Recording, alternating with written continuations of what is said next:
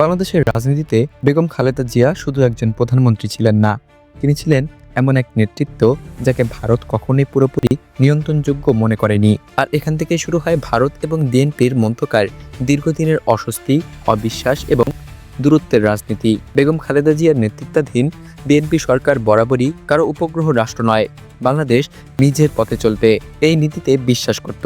ভারতের চোখে এটি ছিল সবথেকে বড় সমস্যা, কারণ দিল্লি চেয়েছিল ঢাকায় এমন একটি সরকার যারা ভারতের নিরাপত্তা এবং কৌশলগত স্বার্থকে প্রশ্নহীনভাবে মেনে নেবে, যা বিএনপি কখনোই করেনি। বিএনপি সরকারের সময় সীমান্ত, পানি বন্টন, বাণিজ্য ঘাটতি অথবা ট্রানজিট ইস্যুতে ভারত কখনো একতরফা সুবিধা পায়নি। তিস্তা চুক্তি থেকে শুরু করে সীমান্ত হত্যাকাণ্ড, সব বিষয়ে বিএনপি ভারতের কাছে নত যেন না হয়ে প্রশ্ন তুলেছে।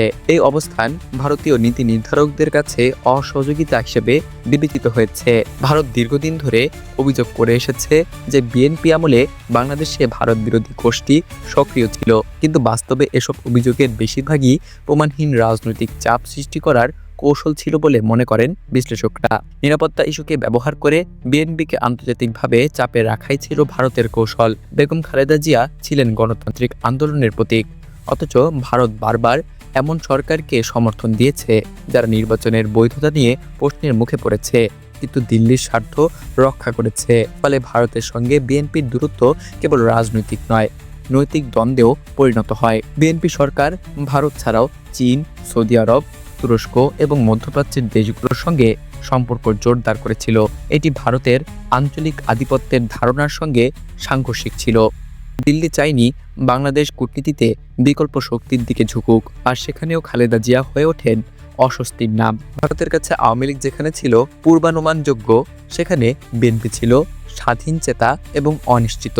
আর আন্তর্জাতিক রাজনীতিতে অনিশ্চিত নেতৃত্ব বড় শক্তির জন্য সবসময় অস্বস্তিকর। তাই বিএনপিকে ঝুঁকি হিসেবেই দেখা হয়েছে, সহযোগী হিসেবে নয়। বেগম খালেদা জিয়ার কারাবাস, অসুস্থতা কিংবা মানবাধিকার লঙ্ঘনের অভিযোগে ভারত কখনোই সোচ্চার হয়নি।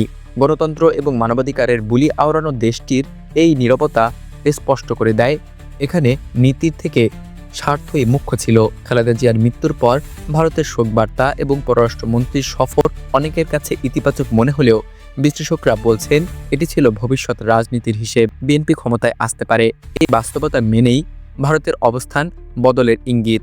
ভারত খালেদা জিয়া এবং বিএনপিকে পছন্দ করত না, কারণ তারা ছিলেন স্বাধীন, প্রশ্নকারী এবং আত্মমর্যাদাশীল রাজনীতির প্রতীক। ইতিহাস বারবার দেখিয়েছে বড় শক্তি সবসময় অনুগত সরকার চায়, কিন্তু জনগণ চায় সাহসী নেতৃত্ব।